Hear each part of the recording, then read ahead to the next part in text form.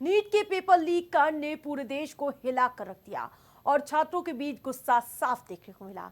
इस बवाल के बीच आज पहली बार केंद्र शिक्षा मंत्री धर्मेंद्र प्रधान मीडिया के सामने आए। प्रेस कॉन्फ्रेंस में उन्होंने दो टूक कहा, दोषियों को पाताल से भी ढूंढ निकालेंगे। हालांकि प्रेस कॉन्फ्रेंस से पहले एनटीए ने सोशल मीडिया प्लेटफॉर्म एक्स पर नई तारीखों की जानकारी पहले ही दे दी थी। 21 जून को छात्र दोबारा अपनी किस्मत आजमाएंगे और एडमिट कार्ड से लेकर परीक्षा केंद्र तक की जानकारी एनटीए की ओर से दी जाएगी।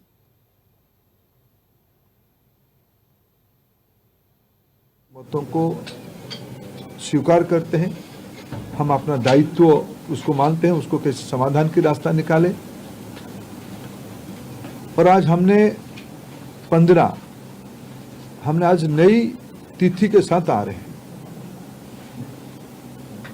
लगभग आज से 1 महीने से थोड़ा 1-2 दिन के बाद नई परीक्षा होगी। हमारी अप्रोच वही रहेगा, हम zero tolerance to malpractices. ये एक लंबी लड़ाई है परीक्षा माफियाओं के साथ जो एंटी सोशल एलिमेंट अभी मतलब टेक्नोलॉजी के समय में एक नई चुनौती बढ़ रहा है। विभिन्न प्रकार की सोशल मीडिया। पेपर लीक विवाद और परीक्षा रद्द होने के बाद अब शिक्षा मंत्रालय ने साफ कर दिया है कि अगले साल से नीट यूजी पूरी तरह ऑनलाइन यानी कि कंप्यूटर बेस्ड होगी। केंद्र शिक्षा मंत्री धर्मेंद्र प्रधान ने माना है कि 3 मई को हुई परीक्षा का पेपर लीक हुआ था और इसी वजह से सरकार ने परीक्षा रद्द करने का फैसला लिया। उन्होंने कहा कि सरकार किसी भी गलत उम्मीदवार का चयन नहीं चाहती, इसलिए पूरी जिम्मेदारी के साथ दोबारा परीक्षा कराने का फैसला लिया गया है। सीबीआई गहरा तक जाएगी, किसी को इस बार बख्शा नहीं जाएगा। पिछले बार भी बख्शा नहीं गया था, लेकिन इस बार भी ये मैंने कहा ना, इसकी राधाकृष्ण कमेटी को पूरा लागू करने के बावजूद भी ये घटना हुई है। सीबीआई, आपने देखा होगा, आप लोग ही छपाते हो, सीबीआई ने तुरंत कार्रवाई किया है, सीबीआई इसको तह तक जाएगी। मैं और एक विषय, जो मेन विषय में कहना था, अगले साल से परीक्षा, इसकी जो मूल जड़ है ओएमआर, अगले साल से नीट की परीक्षा कंप्यूटर बेस्ड टेस्ट से होगी।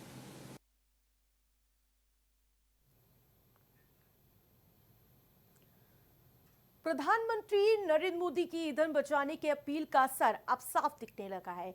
इसी कड़ी में यूपी सरकार के राज्य मंत्री दानिश आजाद अंसारी ने पीएम की अपील का पालन करते हुए बुलेट मोटरसाइकिल का इस्तेमाल किया है। वहीं शुक्रवार को मंत्री दानिश आजाद अंसारी अपने सरकारी आवास से सचिवालय तक बुलेट मोटरसाइकिल से जाते नजर आए। इस दौरान दानिश आजाद अंसारी ने कहा कि पीएम मोदी ने देशवासियों से ईंधन बचाने की अपील की है और उसी का पालन करते हुए उन्होंने 2 पहिया वाहन से ऑफिस जाने का फैसला किया। उनका ये कहना है कि वो कम से कम हफ्ते में 1 दिन इसी तरह से ईंधन की बचत करेंगे, जिसके लिए वो 2 पहिया या फिर पब्लिक ट्रांसपोर्ट का इस्तेमाल करेंगे। प्रधानमंत्री नरेंद्र मोदी ने देशवासियों से ईंधन बचाने की अपील की है और उस अपील का असर अब दिखने लगा है। और इस वक्त हम उत्तर प्रदेश सरकार के राज्य मंत्री दानिश आजाद अंसारी जी के घर पे हैं और आपको दिखाएंगे कि देखिए वो किस तरह से जो प्रधानमंत्री की अपील है उसके बाद उन्होंने बाइक का सहारा लिया है। वो बुलेट से आज ऑफिस जाएंगे, सचिवालय वो बुलेट से जाएंगे, उनके साथ जो उनके सुरक्षा कर्मी है वो भी बुलेट मोटरसाइकिल से जाएंगे और ये मंत्री जी हैं, उनसे बातचीत करेंगे। जो प्रधानमंत्री की अपील था, मोदी जी की अपील पे एक दिन हम सब निश्चित तौर पे पब्लिक ट्रांसपोर्ट का इस्तेमाल करें, कॉन्वॉय को कम करें, बाइक का इस्तेमाल करें, ये हमारा प्रयास है। जनता से भी अपील करेंगे। निश्चित तौर पे आज देश का जन जन जुड़ रहा है, मोदी जी के सबकी अपील पे देश की जनता जुड़ रही है। पेट्रोल का जो कीमत बढ़ा उस पर अखिलेश ने तंज कसा और साइकिल सहारा की समाजवादी पार्टी नकारात्मक तरीके से राजनीति करती है। देश पूरी तरीके से सजग और जागरूक है और अंतर्राष्ट्रीय स्तर पर जो घटनाक्रम हो रहे हैं उसमें देश पूरी तरीके से इसके लिए डट के खड़ा रहे, ये हमारी प्राथमिकता है। तो ये मंत्री दानिश आजाद अंसारी जी थे जिन्होंने साफ कहा कि जो प्रधानमंत्री की अपील है उसके बाद वो अपनी बुलेट मोटरसाइकिल से ऑफिस जाएंगे, जो सचिवालय है वहां पे जाएंगे, कामकाज निपटाएंगे। साथ ही उन्होंने बताया कि वो हफ्ते में कम से कम 1 दिन इस तरह से 2 पहिया वाहन से अपने ऑफिस तक जाएंगे। कैमरामैन इसित के साथ मनीष पालीवाल, इंडिया सुपरफास्ट, लखनऊ।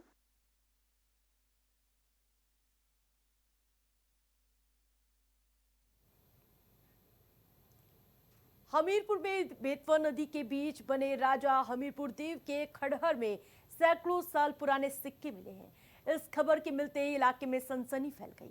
जानकारी के मुताबिक खंडहर में घूमने वाले पहुंचे कुछ युवकों को जमीन में दबे पुराने जमीन के सिक्के दिखाई दिए। इसके बाद युवकों को एक के बाद एक कई सिक्के मिले हैं। युवकों का ये दावा है कि ये सिक्के करीब 2 से 300 साल या फिर उससे भी अधिक पुराने हो सकते हैं। वही राजा हमीरपुर देव के खंडहर में सिक्कों की खबर मिलते ही लोगों की भीड़ मौके पर साफ देखी गई। स्थानीय लोग इन सिक्कों को ऐतिहासिक धरोहर मान रहे हैं। युवकों ने ये बताया है कि वो सामान्य रूप से घूमने के लिए खंडहर पहुंचे थे, तभी उन्हें मिट्टी में दबे सिक्के मिले। फिलहाल सिक्कों की वास्तविक उम्र और इसके अलावा ऐतिहासिक महत्व की पुष्टि विशेषज्ञ जांच के बाद ही कर सकेंगे। वहीं प्रशासन और संबंधित विभागों को मामले की सूचना दे दी गई है।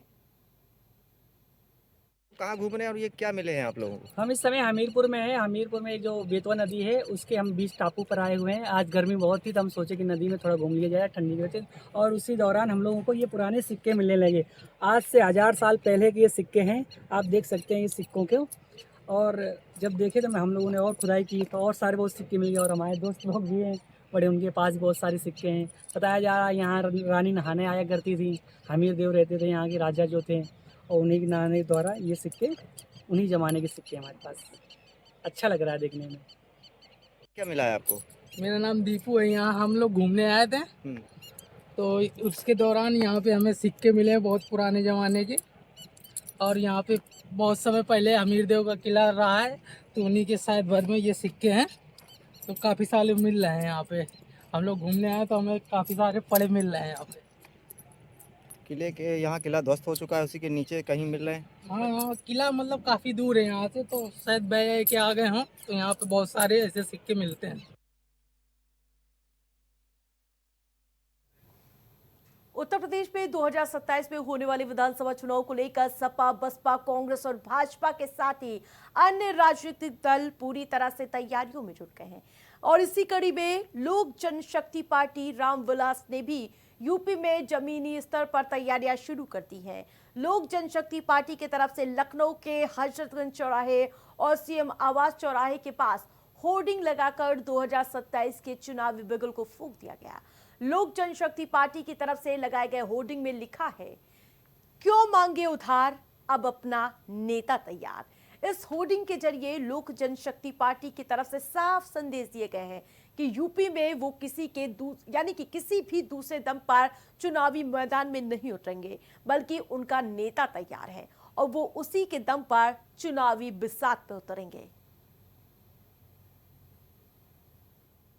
रामविलास पासवान के बेटे केंद्रीय मंत्री चिराग पासवान अपनी पार्टी लोक जनशक्ति पार्टी का उत्तर प्रदेश में विस्तार करने की तैयारी में है। और इस वक्त हम लखनऊ के हजरतगंज चौराहे पर हैं और आपको दिखाएंगे कि यहाँ पर देखिए एक लोक जनशक्ति पार्टी की तरफ से एक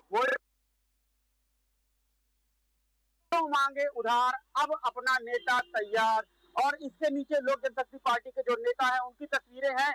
और जो ये बैनर लगाने वाला निवेदक है उसमें नीचे नाम लिखा हुआ लोक जनशक्ति पार्टी रामविलास, यानी कि ये पार्टी की तरफ से होर्डिंग लगाया गया है और इसमें लिखा गया है कि क्यों, बल्कि खुद अपने नेता के अपने पार्टी के दम पर उत्तर प्रदेश से पार्टी का विस्तार करेंगे। जो 2027 में चुनाव होना है विधानसभा, ये उसको लेकर रणनीति है लोक जनशक्ति पार्टी की। पार्टी की तरफ से ये होर्डिंग लगाई गई है और इस होर्डिंग के जरिए ये दिखाया जा रहा है कि चिराग पासवान और उनकी पार्टी के लोग अब उत्तर प्रदेश की राजनीति में ज्यादा सक्रिय होंगे। तेजी से उनकी पार्टी का यूपी में विस्तार किया जाएगा और 2027 में जो चुनाव होने वाला है उसमें लोक जनशक्ति पार्टी मजबूती के साथ इससे यूपी के चुनाव में सक्रिय होना जो पीडीए है उसके लिए नुकसानदायक साबित हो सकता है। अब देखना ये होगा कि लोक जनशक्ति पार्टी का उत्तर प्रदेश में आने वाले 2027 के जो चुनाव है उसमें कितना असर पड़ता है। Manish Paliwal, India superfast, Lucknow. खबर पीलीभीत के टिकरी टोल प्लाजा से सामने आ रही है, जहां कार सवार युवकों पर टोल प्लाजा कर्मचारी के साथ मारपीट कर उसका अपहरण करने का आरोप लगा है। कर्मचारी का आरोप है कि कार सवार युवक अपनी कार को फ्री में निकालने की जिद कर रहा था। जब कर्मचारी ने मना किया तो कार सवारों ने उसे कार में ही बंधक बना लिया। वहीं मामले की सूचना मिलते ही पुलिस ने फौरन कार्रवाई शुरू की और आरोपियों का पीछा कर कर्मचारी को सुरक्षित बचा लिया। साथ ही पुलिस ने कार सवार 5 आरोपियों को भी गिरफ्तार कर लिया। वहीं पुलिस आरोपियों के खिलाफ मामला दर्ज कर आगे की कार्रवाई में जुट गई।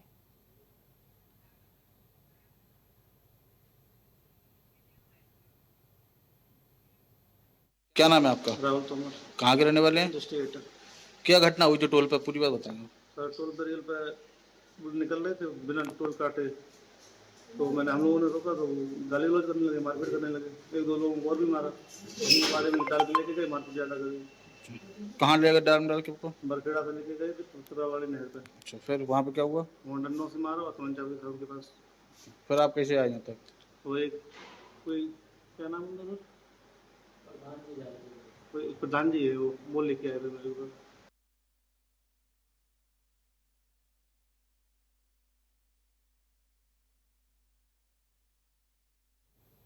और उस बीच बड़ी खबर का रुख करने जा रहे हैं। बड़ी खबर, बड़ी जानकारी। प्रधानमंत्री नरेंद्र मोदी यूएई पहुंच चुके हैं। तो ये बड़ी खबर, आबू धाबी में पीएम को सम्मानित किया गया है। तो प्रधानमंत्री मोदी का दौरा है, पीएम मोदी को गार्ड ऑफ ऑनर से सम्मानित किया गया है।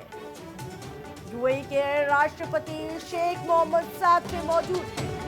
तो ये बड़ी खबर, बड़ी जानकारी। यूएई पहुंच चुके हैं प्रधानमंत्री नरेंद्र मोदी। आबू धाबी में पीएम को सम्मानित किया गया है। पीएम मोदी को गार्ड ऑफ ऑनर से सम्मानित किया गया है। तो ये तस्वीरें सामने आई है। यूएई के राष्ट्रपति शेख मोहम्मद भी साथ मौजूद रहे। रुक करेंगे खबरों का। हमीरपुर पुलिस को बड़ी सफलता हाथ लगी। जी हां, पुलिस ने 3 अलग अलग मामलों में 3 वांछित आरोपियों को गिरफ्तार कर जेल भेज दिया। इन तीनों आरोपियों पर थाना परिषद में घुसकर सिपाहियों से मारपीट और सरकारी काम में बाधा डालने का आरोप था। मामला मुस्कुरा थाना क्षेत्र से है, जहां 14 मई को एक हादसे के बाद कुछ लोगों ने सड़क पर हंगामा काटना शुरू किया। इस घटना की सूचना मिलते ही पुलिस ने मौके पर पहुंचकर जाम खुलवाया, मामला दर्ज कर आगे की कार्रवाई की। इस दौरान भीड़ ने थाने पर धावा बोल दिया और परिसर में घुसकर वहां मौजूद पुलिसकर्मियों के साथ मारपीट की, जिसके बाद पुलिस ने आरोपियों के खिलाफ मुकदमा दर्ज कर लिया और 3 को गिरफ्तार करके जेल भेज दिया है।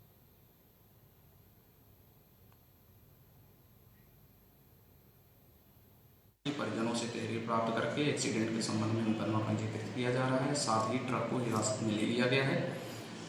पुलिस परिजनों के द्वारा रोड अवरुद्ध करने, साथ ही साथ कोई व्यक्ति को मार के घायल करने एवं थाने में घुस करके पुलिसकर्मी के साथ हाथापाई करने के संबंध में 3 अलग अभियोग पंजीकृत किए जा रहे हैं।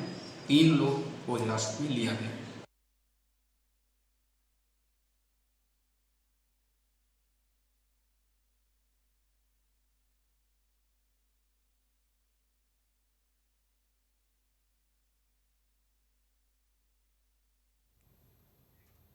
हमीरपुर में दर्दनाक सड़क हादसा सामने आया। यहां मोधा थाना क्षेत्र में एक तेज रफ्तार लोडर ने बाइक सवारों को रौंद दिया।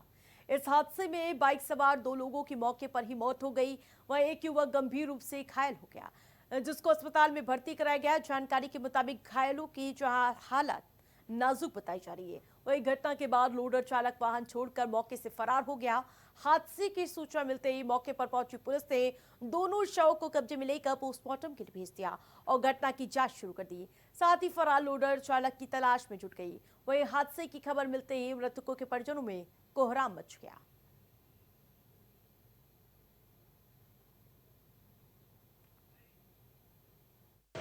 समय करीब रात 9:30 बजे सूचना प्राप्त हुई कि एक मोटरसाइकिल पर सवार व्यक्तियों को अज्ञात लोडर वाहन के द्वारा इंडियन पेट्रोल पंप में ग्राम टिकरी बुजुर्ग में टक्कर मार दी गई है।